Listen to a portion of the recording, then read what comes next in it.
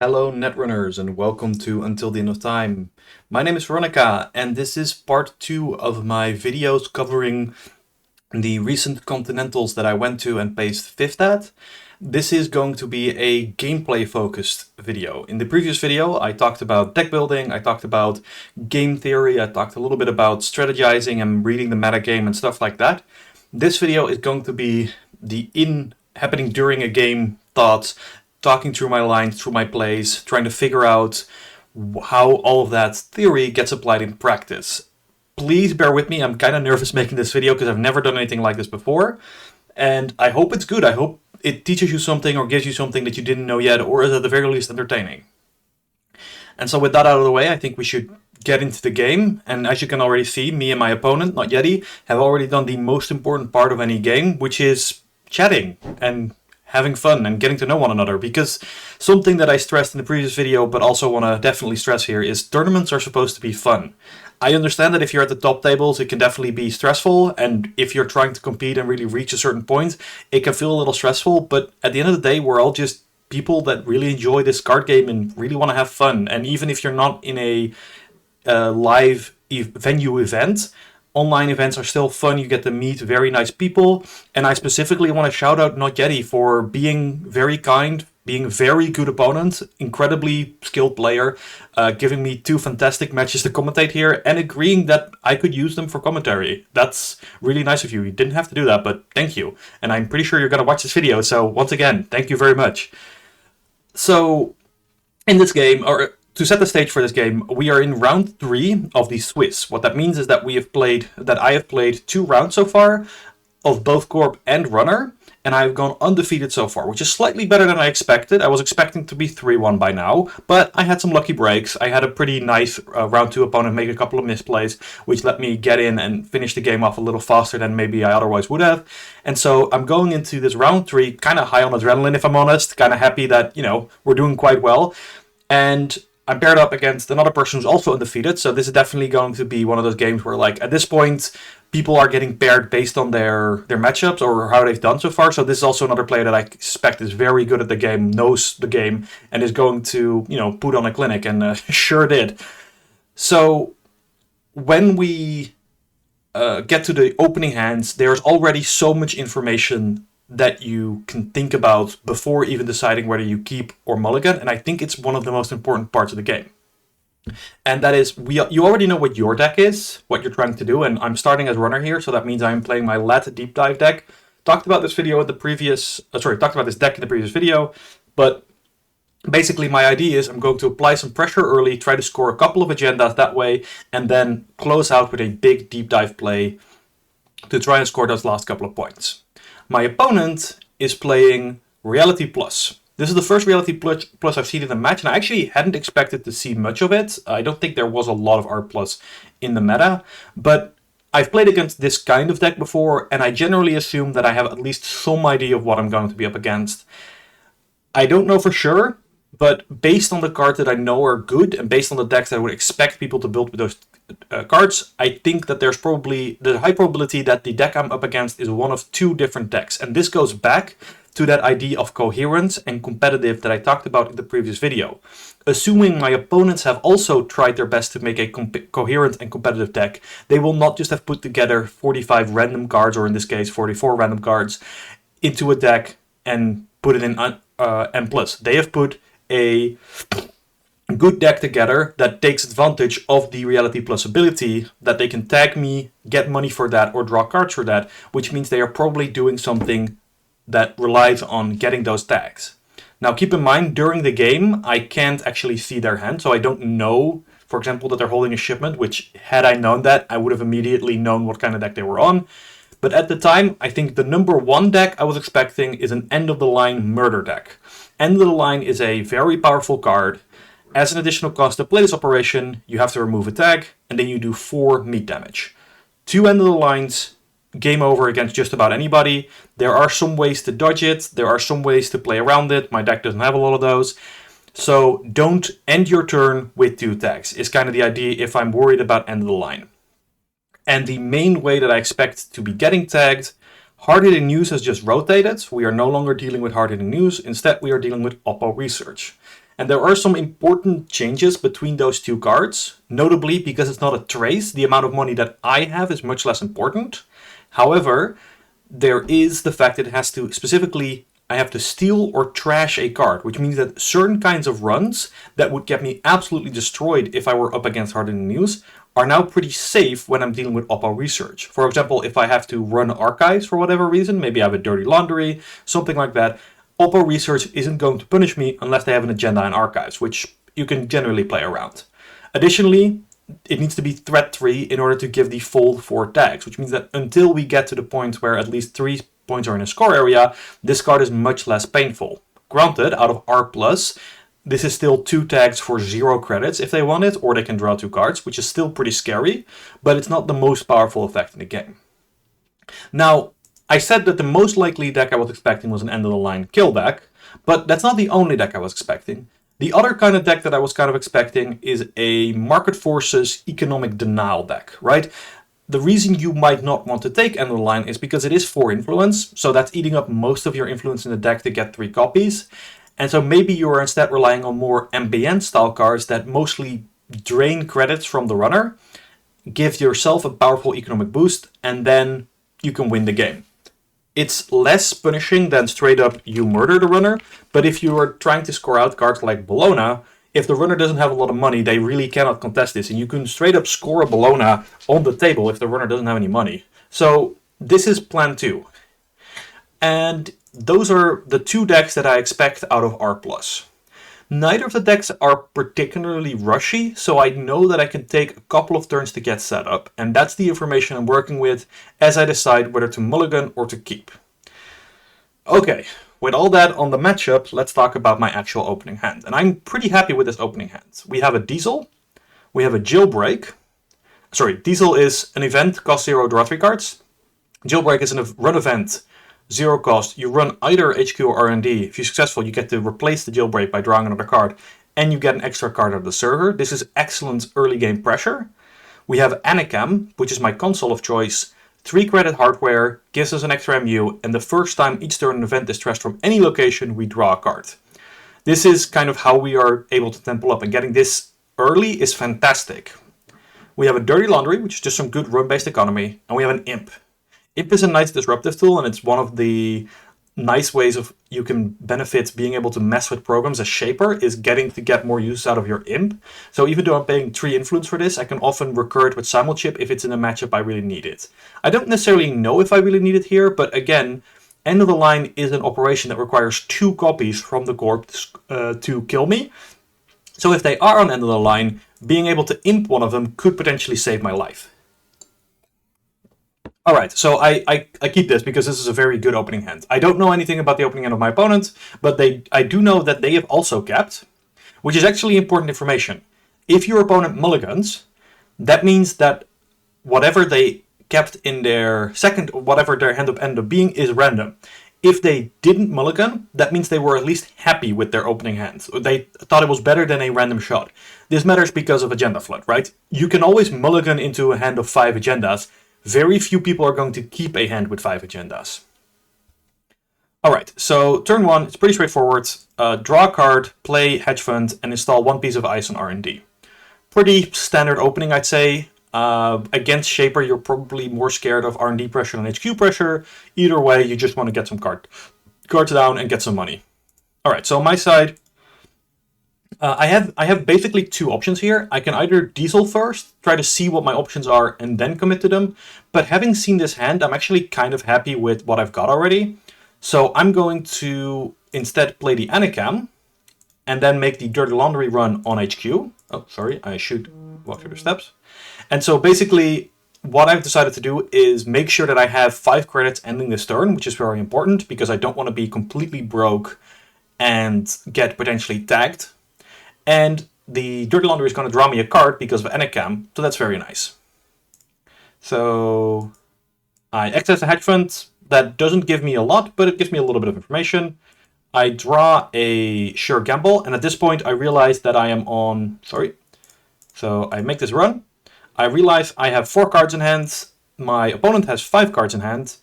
And I want to end the turn on the same number of cards as my opponent. So I'm going to draw a card, and gain a credit. Very straightforward. I know that, you might be trained that clicking for a credit is bad, quote unquote, in the sense that it is often better to play better economy, especially if you have a card like Sure Gamble in your deck. But it's worth remembering that in lat, if I gain a credit here, it is kind of like drawing a card and gaining credit, because I'll ensure that I end my turn on the same number of cards as the opponent. So that's my turn 1. It's very straightforward. So I'm going to move up a little bit now. So turn 2, there's a remote being created, there's something being put into the remote, and then this is where I get the sense that I kind of now know what the deck is doing. So Not Yeti plays Economic Warfare. I lose 4 credits. That's a big hit, right? That loses me a lot of tempo.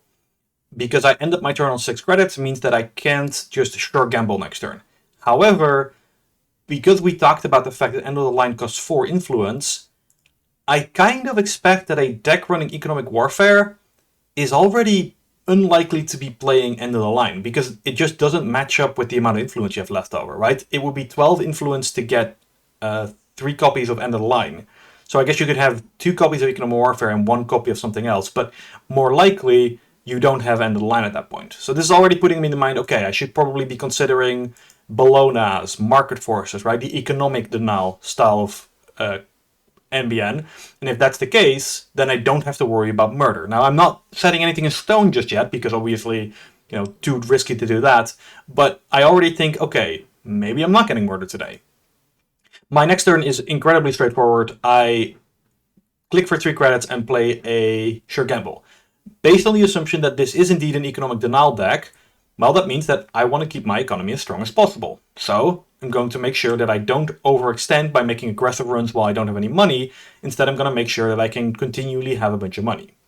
I end up over hand size because playing the Sure Gamble draws me a card off of Anakim, but that's actually fine and arguably good, because it lets me discard Cloth from my hand for the discard step, and then Lat only triggers after the discard phase. So, well, in this case it doesn't matter because they're on 3 credits, but on 3 cards in hand, but you can actually overdraw, and assuming the corpus on 5 cards, you can still trigger Lat. So Clot's in the bin. Clot is a very important card, and we'll talk more about what Clot does exactly later, but basically, while I have Clot in the bin, there are certain lines of play the corp cannot do. Here, it's another hedge fund, and then 2 advances. Okay, this is almost certainly either an agenda or an NGO front. Not a lot of sense in doing this if it's not one of those 2. And based on the fact that I just got a bunch of money, I'm kind of expecting, okay, they're trying to get this agenda scored out quickly. However, I don't really have a way of contesting this. I play a diesel trying to find some card draw, trying to find a way to break the server. I do find it, but I decide against it because I'm worried that if I try to steal this agenda right now, and it is a Bologna, I might get really, really punished for it, right? I might die. Again, I'm still not out of the idea that this could be an end of line deck or some other kind of murder punishment deck. And I'm okay with them getting 3 points uncontested if that means I'm still in this game, right? If I lose, I lose. While I'm still fighting, I still got a chance. So I'm letting this agenda happen. They spent their entire turn scoring a Bologna. They're economically doing well, but speed-wise, tempo-wise, their board is actually pretty bad right now, right? They've only got 2 pieces of ice installed, and they don't really have any kind of assets or anything going that are giving them continual value. So as far as like pressure is concerned, I'm not that worried. It's 3 points, sure, but we're still very far away from the point where this might be an end game kind of threat. So here I play the K2 CP Turbine. All icebreakers get +2 strength. I've had mixed feelings about this card in this tournament. Occasionally it felt way too slow. Here I think it's pretty reasonable because I'm going to try to self-modifying code out a program, and this makes sure that I have the strength to get through whatever I need to. So I'm going to make some runs. First up, I'm going to use Overclock to run R&D, and it's a wraparound. This is it's called a gear check piece of ice. Basically, it's a piece of ice that isn't very strong once you have the correct program installed to deal with it. But if you don't, then it just ends the run and stops you getting in. Well, as it turns out, I have Overclock and I have self-modifying code. So I'm going to use the money from Overclock to install a Fractor, which is the cleaver. And at 5 strength, I can get through this no problem. Accessing the top card, it is a funhouse. Makes sense in the Reality Plus identity. This gives you tags kind of unavoidably if you want to get through them, and that therefore gives them money and cards. So make a run again. This time I'm jailbreaking, and I'm jailbreaking HQ because they've been drawing a couple of cards, and I don't know exactly what kind of deck they're on still, but this is going to give me some information and maybe also scoring an agenda because they have been drawing through a bit. Maybe there's an agenda in HQ that they couldn't score out yet, right? There's no ice on HQ, so maybe they've been flooding. Maybe they've been drawing a lot of cards. Well, as it turns out, they haven't. I see an economic warfare, so that's going to be fun in a minute. And a shipment from Vladisibrisk. And this is actually a very important moment in the match, because this is the moment in the match that I am 100% sure that they are not on end of the line. Because if you are playing end of the line, there is no reason to also include shipment from Vladisibrisk in your deck, right? If you can kill the runner if they have 2 tags, then you do not need to place 4 advancement counters on cards. Unless there's some weird combo, and that's the thing where I'm like, there are some games you might accidentally lose by making a wrong assumption, but you are far more likely to win a lot of games by making accurate assumptions and playing to those assumptions than you are to lose to the random chance that your opponent has some really weird edge case combo that you've never heard of.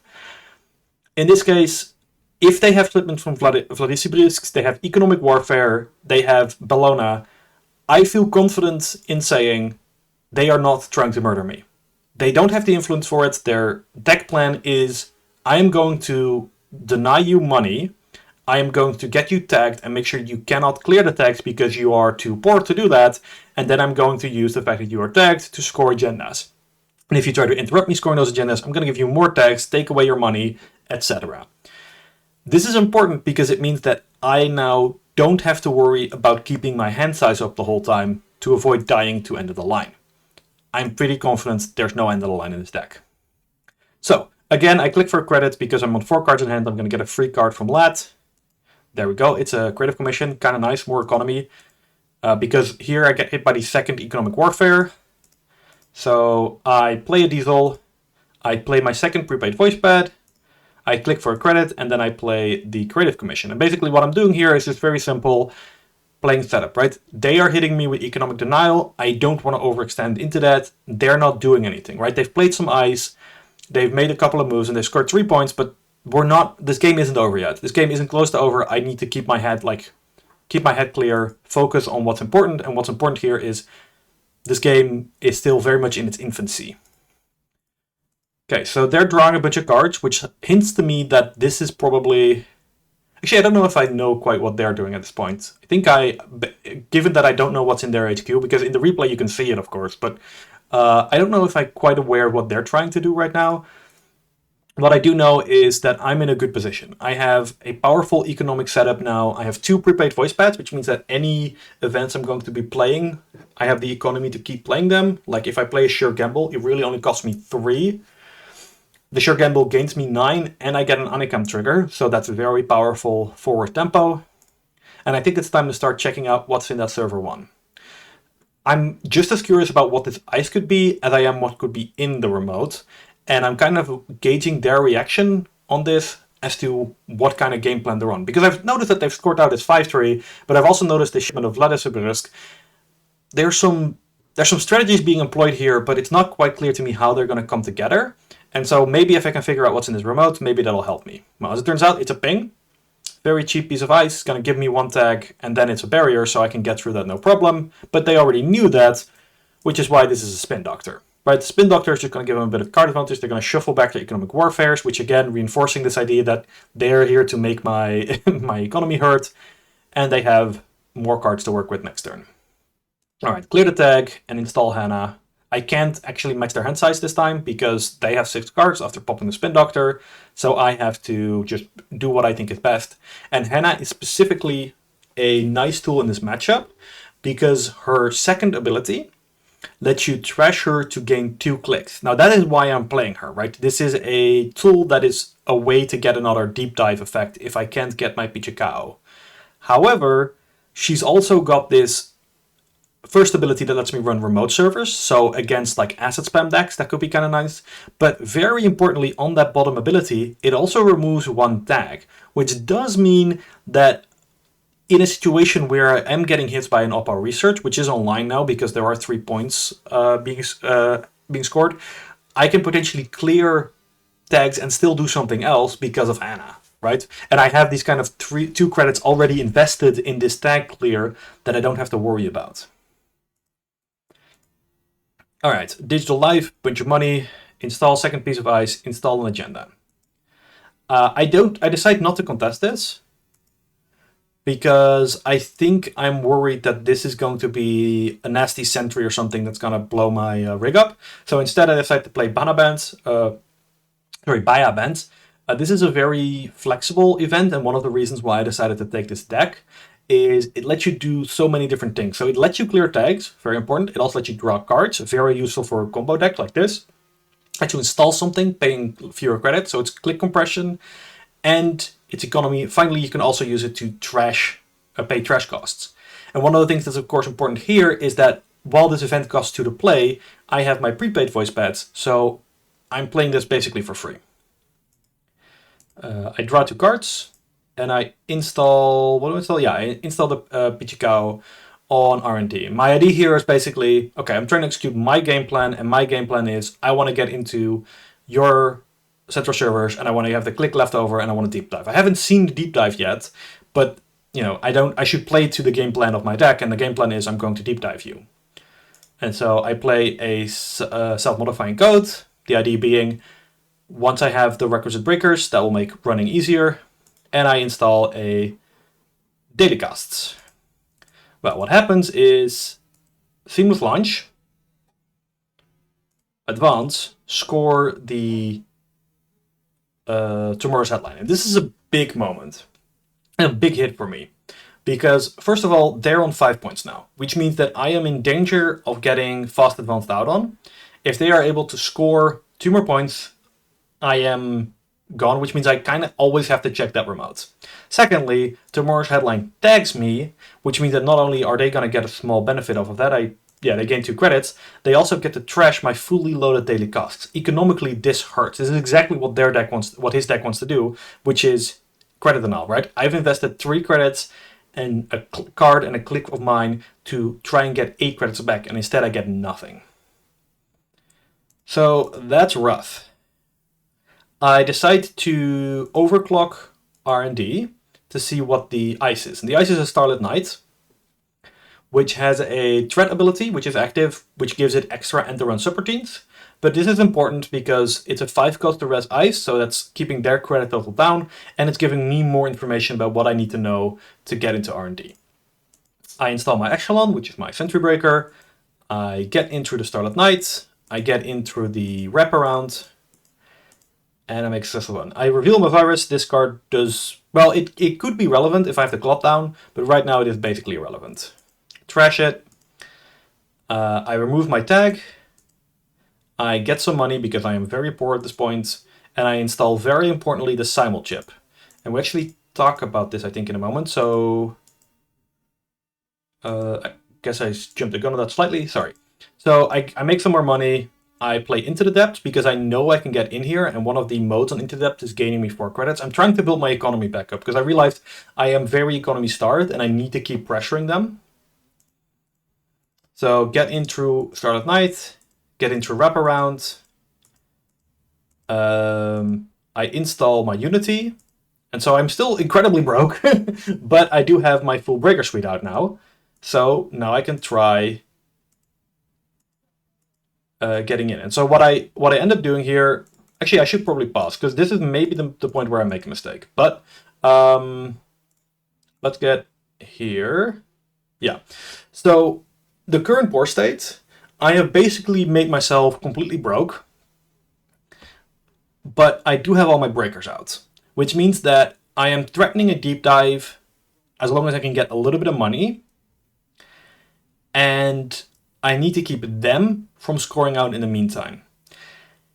I think what I do now is arguably a mistake, because I'm going into HQ with very little money, But I think the reason I'm doing this is because I think it's a desperation play. Because I think I can't get into server 1. I should probably honestly try, but the thing is I don't have a overclock, so I don't think I have the money to get through this ice, and I expect that the card in server 1 might be the winning agenda. And if that's the case, I don't think I can get in, therefore I'm going to lose this game if I don't get some more money somehow. So I decide to play Into the Depths again to try and get into HQ, because here I only have to pass a single piece of ice. If I can pass this somehow, I'll have more money. And as it turns out, this does work out a little bit for me, because it is a funhouse.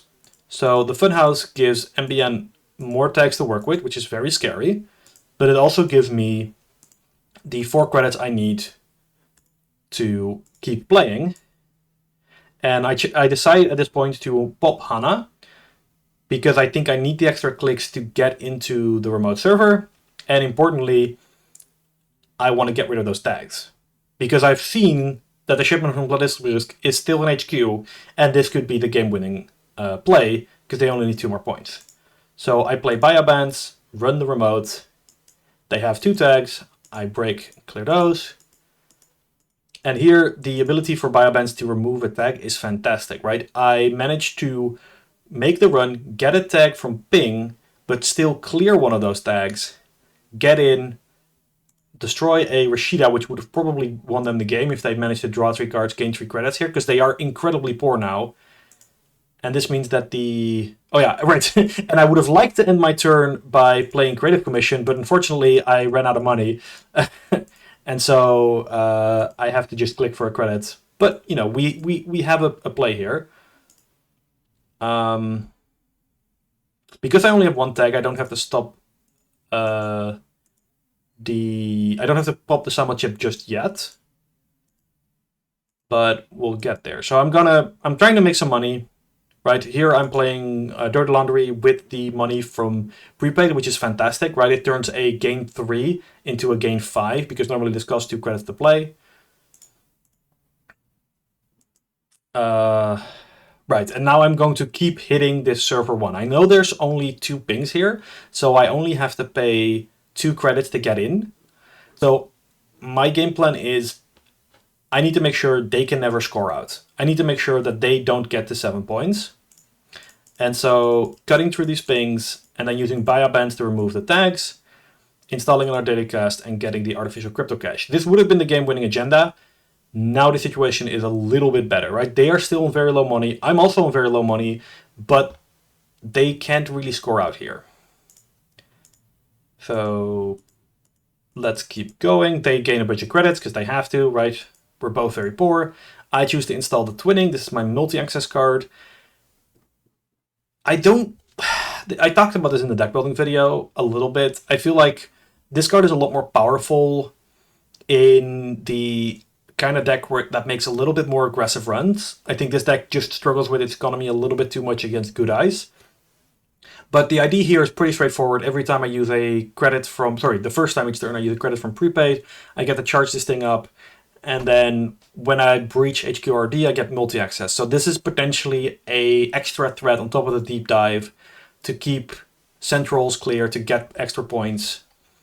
And I think I'm playing it here more as a sort of threat than anything else, because I know I can charge it up at least once with the Creative Commission I'm playing at the end of my turn. And so my plan is kind of to push a couple of counters on this thing and be like, yeah, you're going to have to ice your centrals. So draw a couple of cards. This is actually important. They draw a couple of cards. They don't gain any more money. They're on 5 credits. They put something in the remote again. Okay, I'm gonna have to run the remote.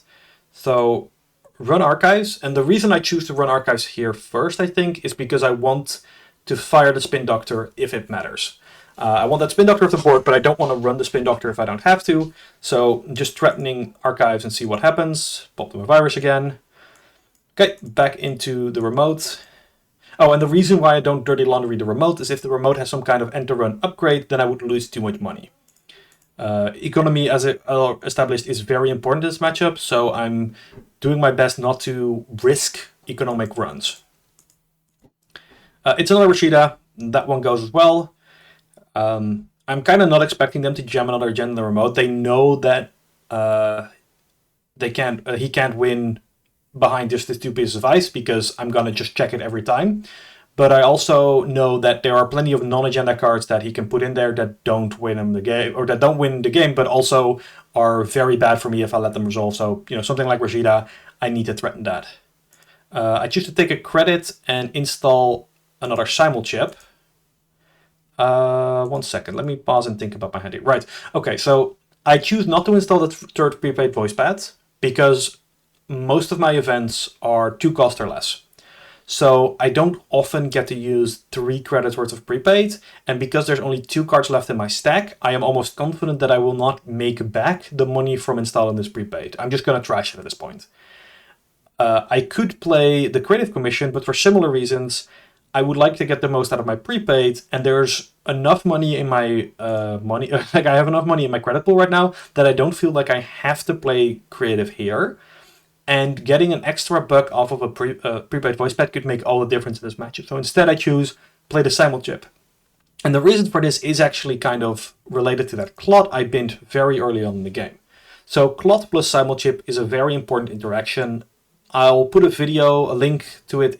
I think it's Yusengrin who made a very good video on this. Clot Windows in U.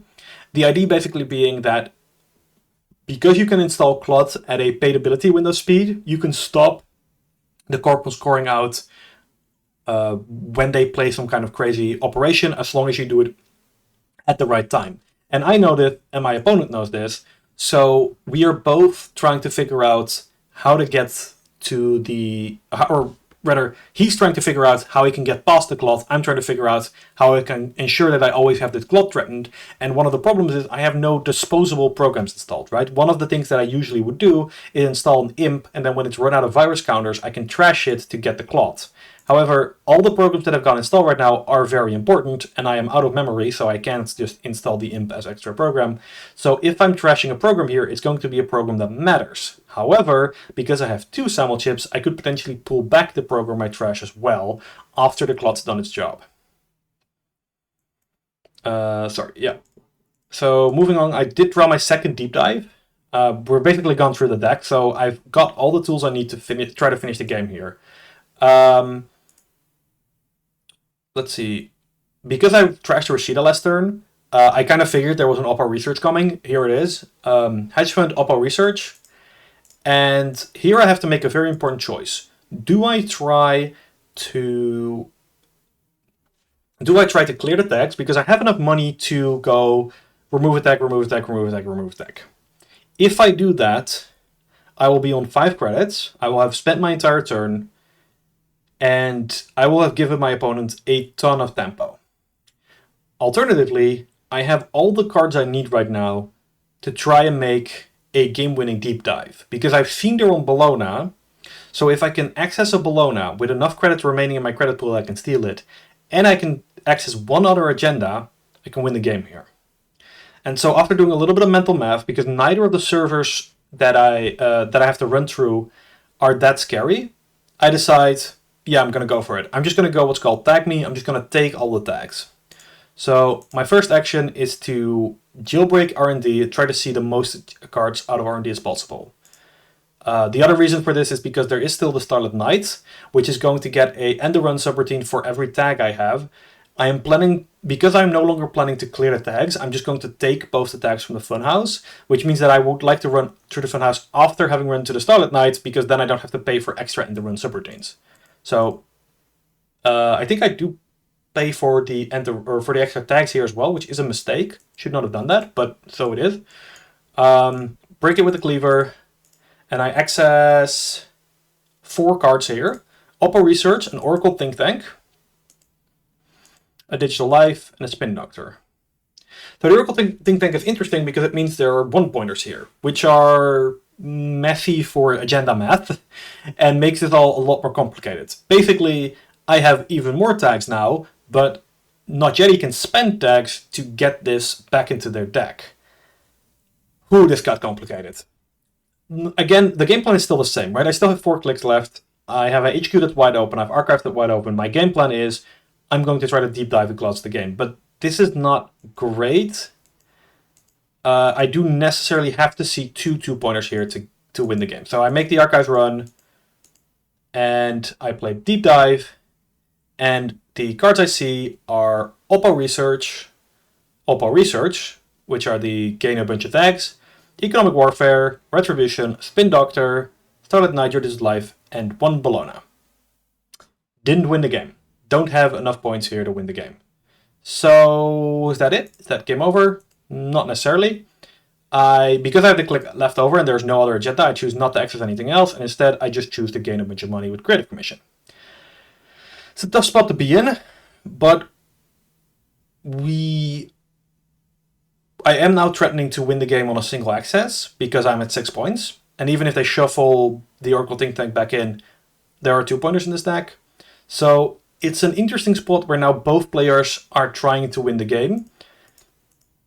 And right, so here's a quick chat. They Retribution my cleaver. I get the cleaver back with Simon Chip because that's what you do.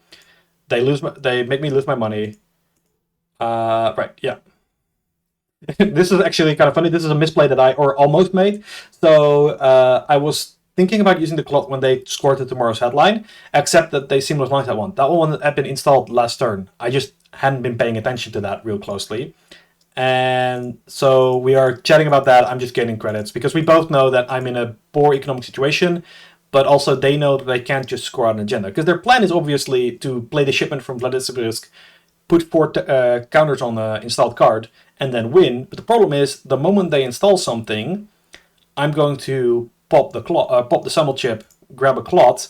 At that point, they can no longer score whatever they installed, and I get to run through it because I know that I can get through these 2 pings. And since we both know that, we're just playing around that. So they install a card here. I'm forced to use the cloth here because if I don't, I guarantee I risk just losing instantly. I decide to kill the Pichakao because I'm expecting to maybe have to break more ice. In hindsight, this might have been a mistake, but I think the reason also is that I'm not expecting that I'll go to the Starlit Night again, because it does have 7 end-to-run subroutines now, which is pretty tough. So, turns out it was a Spin Doctor. Honestly, kind of what you expect here, right? The Corp plays something to force the runner to use the clot, but not something that is going to lose in the game. Okay, so here comes the clot. He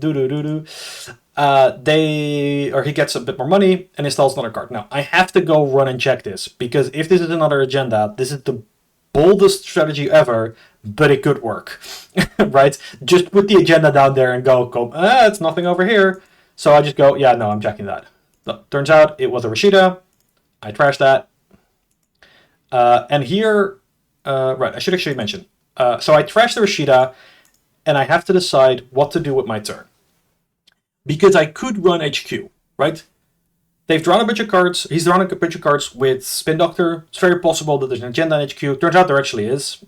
Benefit of having the perfect information. Yes, there's an artificial crypto crash in the HQ right now. But I don't know that, and I'm not willing to risk it, right? Because if I slam central servers right now, specifically HQ, I'm going to get a bunch more tags, which doesn't really matter at this point. I have 7 tags. I have all the tags I might need.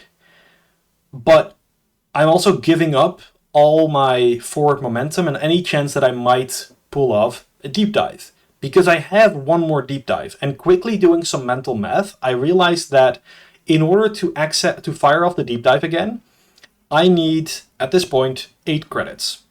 I need 7 credits for the Starlit Night, and I need 1 credit for the wraparound. And I need to play Deep Dive, but I have 2 prepaid voice spreads, so assuming not yet he doesn't trash one of those with a Retribution, which would be a very unusual play, I can play a Deep Dive if I click for credits here. So that's what I do. I decide to click for 3 credits, and I might have actually already realized this last turn, because my assumption of how this game is going to go from this point forward is one of 2 ways. Either there's a Mephiris, and not yet he wins on the spot, or there's another Retribution, which kills my Fractor, and then I probably lose, or there's a Market Forces, and I lose, or there's actually a Murder card, and I lose, or I'm able to pull off another Deep Dive, and that's the best chance I have at winning. And all those, and then I lose, don't matter. In the sense that there is nothing that I can do from this board state that will change anything if any of those things happen. So play to the out, play to the line that doesn't lose you the game, even if it's a slim chance. And I think, at least when I'm playing here, I think that it's not a great chance. I think it is the best line that I have available to me, therefore I am going to do it. So corpse side, purge. This is what I expected, or this is the best case. This is the best case scenario in action. Spending 3 actions to purge the clot means that I get 1 more turn. I get 1 turn, 9 credits. I have to make it count. And terrifyingly, I also know that if that with only 10 cards in R&D, if there is another Bologna in R&D and it is the only agenda that I see, I will lose this game. Because I will not have enough money to steal the Bologna and play the deep dive because I have to get rid of Starlit Knight.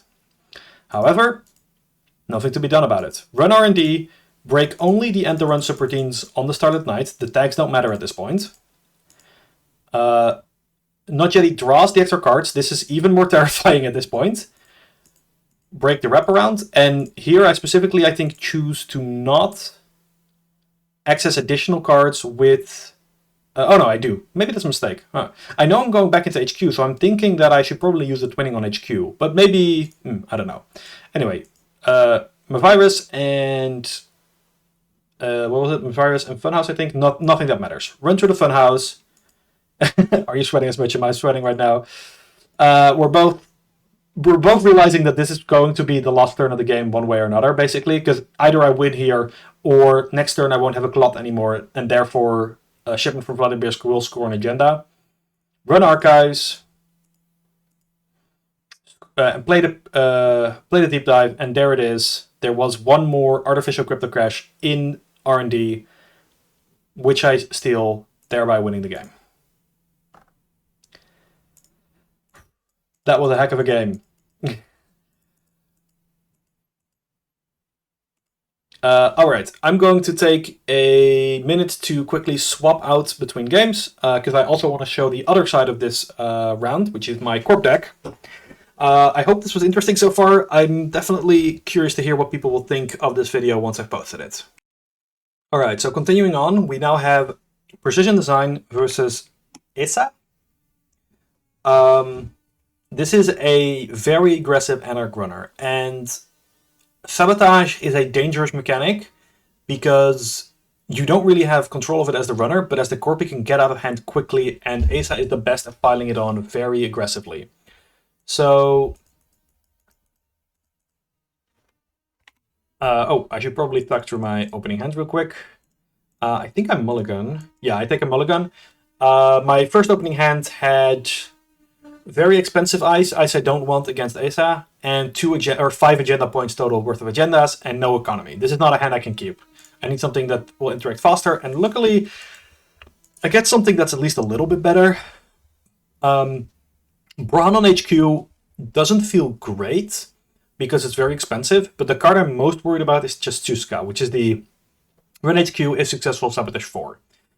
Now it turns out that's maybe incorrect because I'd forgotten Finality was a card. But as it turns out, the first turn at least I don't have to worry about that. There is already Sabotage coming down.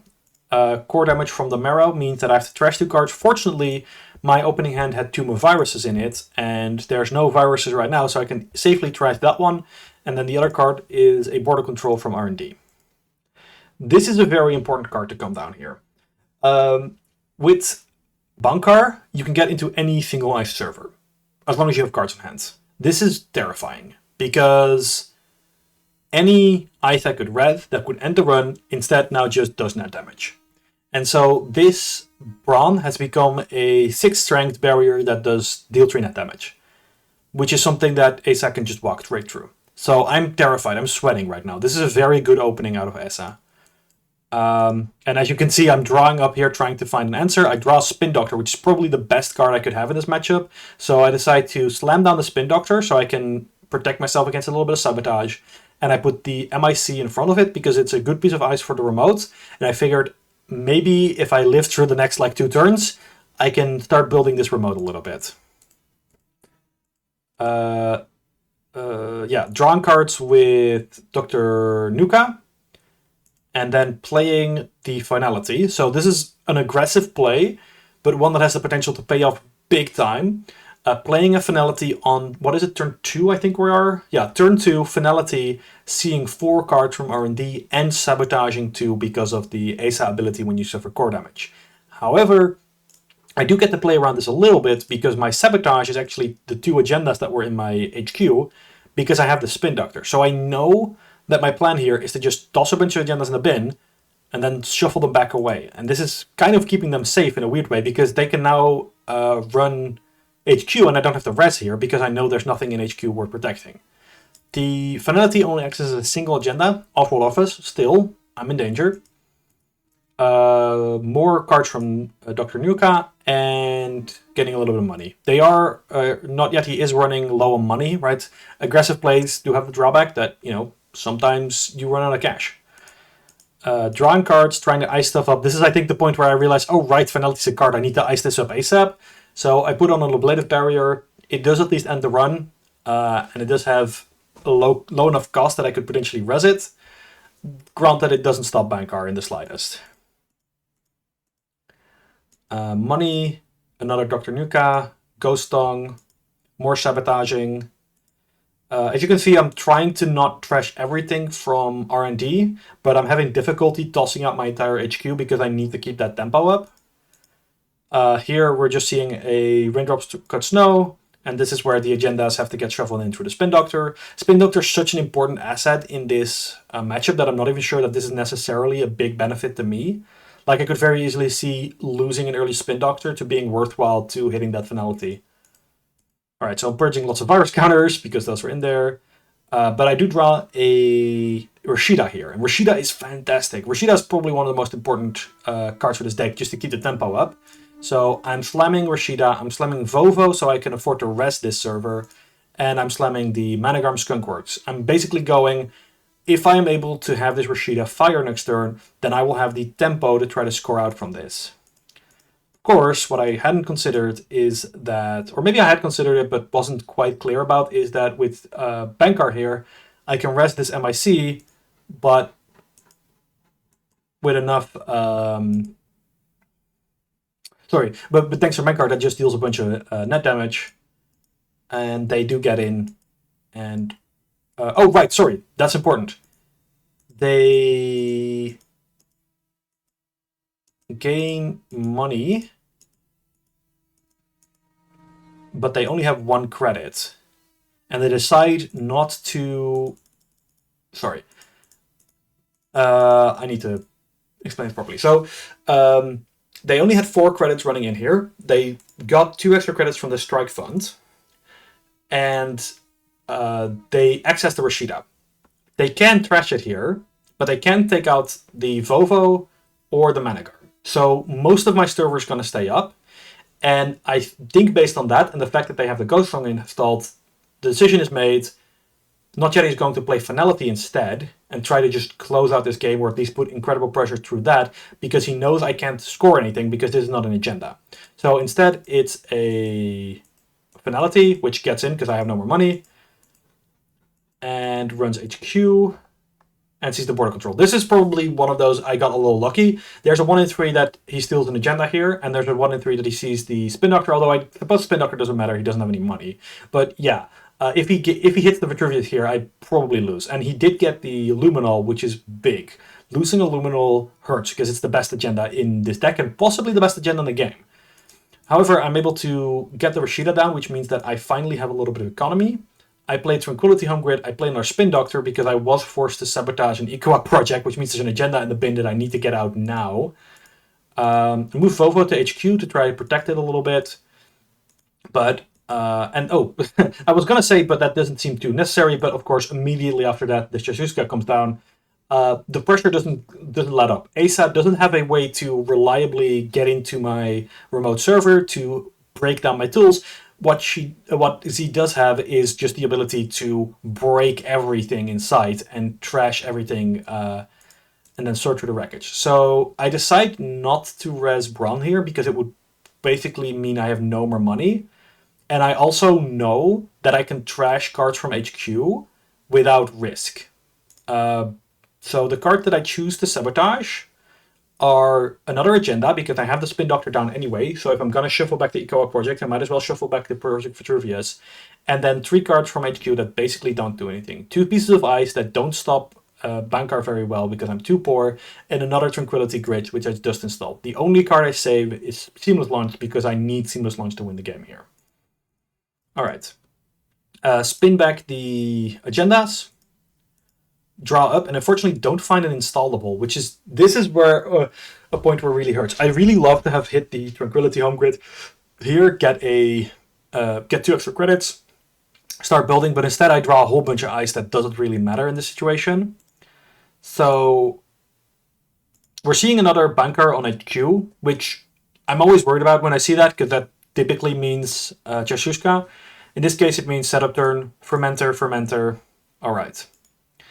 I draw the agenda and I immediately slam it, throw down some money, gain some more money. This is what I want, right? I have scored 0 points at this point, and I really am feeling the pinch of like, I need to get going myself because I'm going to get buried under sabotage at some point. Over on the runner side, drawing a bunch of cards, gaining a bunch of money. The early aggression here is starting to show its toll. Notjeti doesn't have a lot of tools left over, didn't have any money, and so he's having to spend turns here recovering, which gives me the opening I need to try to score out an agenda, which is exactly what I do. I score out this off-world office. I believe I get back the Seamless Launch. And I have to sabotage a card, but I've drawn enough cards now that I can safely toss out cards from HQ. Let's see. There's another... yeah, right. Here's the other finality. However, because we're on 4 points now, this one actually matters a little bit more, because I can rev the Ablative Barrier and get something back from Archives, which is in this case a Rashida. This is huge.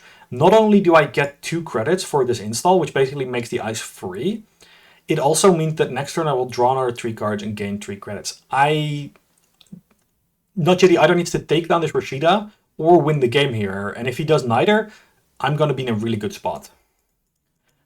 Gets through the Ablative thanks to Bankar, and the nerves are back because, yeah, this is game point, right?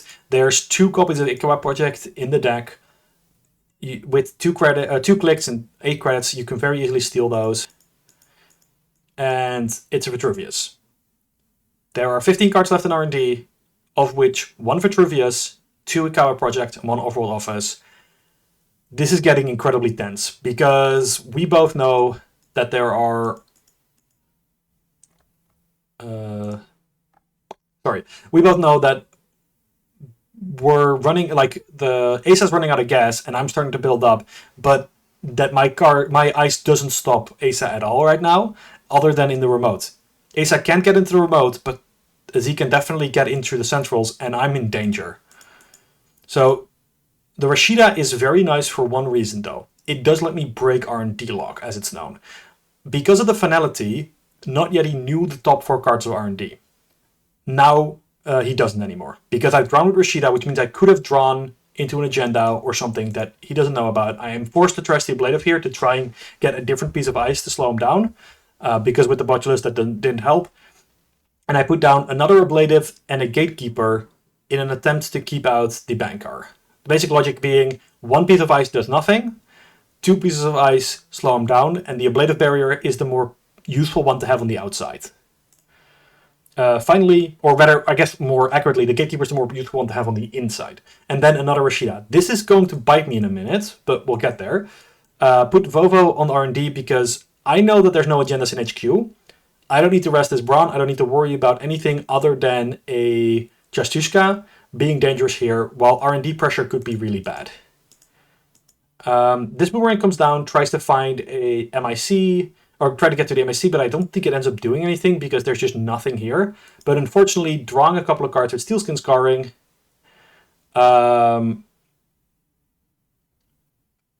Sorry, I'm skipping ahead a little bit too far because now I'm missing what happened. Installed Boomerang for Steelskin Scarring. Oh, and it's playing Running Hot. Gotcha. Yeah, okay. So playing a Running Hot, this is kind of it feels like a Hail Mary, right? So Sabotage 2 coming down. I need the trash cards from HQ because I only have 11 cards left in R&D and I'm only on 2 points. I need to start trashing. I can't risk trashing an agenda from R&D, and I know the cards in HQ aren't agenda, so I need to trash those. Ika, no free lunch, gaining a bunch of money. Here comes the Rashida. I now have a bunch of cards in hand. I have the necessary agenda points to win. I have an Akiwa project and a off-roll office, so I have 7 points ready. But I also only have 7 cards left in R&D, and as we just saw, there is a Chashushka in the runner's hand, so I am in big danger. I draw 1 more card because I don't believe this server can keep Asa out with the boomerang. I draw an Ansel, slap that right down, and I install the Ikwa project because I have double seamless launch in my hand, which I am confident. So if I can use those next turn, I can easily get the Ikwa project scored. Putting the Vovo here feels like the safest place. The thing with Ikwa project is, as an additional cost to steal it, runner must spend click and 2 credits. Combined with the Managam Skunkworks and the fact that MIC still has that end the run unless the runner plays a click ability, I feel confident that this Ikwa project isn't going to get stolen. And I'm right about that. However, draws a couple of cards, installs Corroder, plays Running Hot, forcing me to sabotage even more. I choose to sabotage the Biotic Labor. I don't have a 3-2 in my hand, and there's only 1 more 3-2 in the deck, so I feel a little bit safer just keeping the seamless launches, because I know I need those for Eco Project. I'm not trashing an agenda that they can just pick up and win the game, and I'm not trashing a Spin Doctor that I desperately might need to get some tool back. Shibboleth, and here comes the Chasushka. This Chasushka is the most important one, I think, of the game, and this is where I have to choose. So I res the Brawn in the hope that it kills them, because they do have Bankar here, and Bankar isn't a May ability. This Brawn is going to deal 3 net damage if the subs aren't broken, and Not Jetty has 1 card left in the grip. However, with the no free lunch, he is able to break both the end-to-run subroutines, and forgot that the Bankar was there, but that happens. Deals 1 net damage. I was hoping it goes flat. Fortunately, just clicks a Mario, and then Chashushka. I now have the Sabotage 4, and this is very important, because I've at the very least at this point, I don't remember if I knew it by the last one, but I definitely know now, I only have 5 cards in R&D. I cannot trash 5 cards from R&D, because I will not have enough clicks left in the game in order to score 5 more points. I need to keep the cards in R&D in R&D. However, I also know that I need these 2 seamless launches to score out this Ikwa project next turn. So what do I trash here? And I think I end up settling that I need to keep the Spin Doctor, because I need to trash this off-roll office, but I can't let it sit there because we can't just have that pick up. So I have to actually trash both the seamless launches and install the Spin Doctor next turn, because Not Yet is out of clicks. So he can't get the agenda this turn. So what I do, install the Spin Doctor, advance the Ecoat 2 times. Run Archives, pop the Spin Doctor. Spin Doctor doesn't increase the amount of cards in R&D, but it doesn't decrease it either, because I get 2 cards out and then put 2 cards back in. Forgot about my virus. This is a small undo. Technically, this is not required by OP, but I decided that this game was getting so tense and so exciting. I didn't want to end it just because I because he missed a obvious sequencing error, which was that he should have used Fermenter before running because he knew there was a virus in there. So did that, pop the Spin Doctor, shuffle those back in, purge virus counters, which doesn't do anything anymore, and then gains a credit. I think if I'm not Yeti right now, I'm expecting this to be indeed an Ikawa project or some other agenda that I'm going to score, and then with the 2 cards left in R&D, because you have all the breakers, your plan is to run R&D and win off of R&D next turn. Basically, I can win in a couple of turns, but you can win right there. So I advance this Ikawa out because I have to, and I get the Biotic Labor back. It's very important because it means I can win next turn with the Vitruvius I just drew. Trash a card, trash a piece of ice, that doesn't matter, and move the Vovo to this server, because this is the server that now matters, right? Or maybe it doesn't, but at least, well, Vovo doesn't do anything here because the bronze already rest. So, tension maximum, here it goes. first click Run HQ, click through the sub, let one of the subs fire to take a damage, access, and then run the remote, because you have money, so you can get through this, right? Assuming it's not another brawn, you can get through this. And if you can get me poor enough, that's actually another win condition, because I need to have 7 credits minus the 2 credits I can get from To Go to the Home Grid in order to win here. Fortunately, Ablative Barrier, as I already mentioned, is free. I get him a virus because it's just an easy installable there. Gets me 2 extra credits back. Costs 1 to break with Corroder. I choose... Oh, right. I choose not to res the Gatekeeper, because I think I've realized at this point that it doesn't matter, because I've done the agenda map, right? I know every agenda in the game, and I know where they are. There are 2 cards left in R&D, and the only agenda left in there is the Ikawa project. But not yet, he's out of clicks. So I can safely let him access R&D, and it doesn't matter, because I can Biotic Labor out and win the game.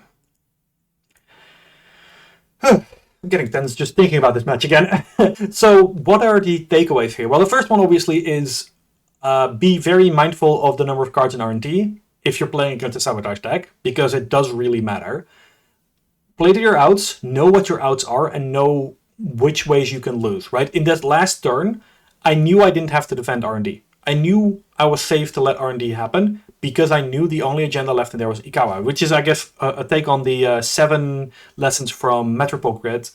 Know where the agendas are. In this case specifically, because I know literally all the agendas and the location of all of them, know where they are, know what they're doing. And in this case, if Ikawa is the last card in R&D, you don't have to worry about R&D, because on the last click, this isn't gonna matter. And so yeah, that's the game. And for something like, maybe also for something like Biotic Labor, know when to use it, right?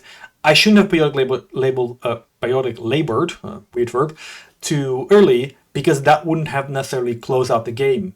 I need to use it exactly when it ends the game, because if I do it too early, I will lose too much money that I might then need to rebuild somewhere. I think these were 2 fantastic games by Not Jetty. I hope this was at all interesting to you. Let me know in the comments down below. Thank you for watching, and I'll be seeing you until the end of time.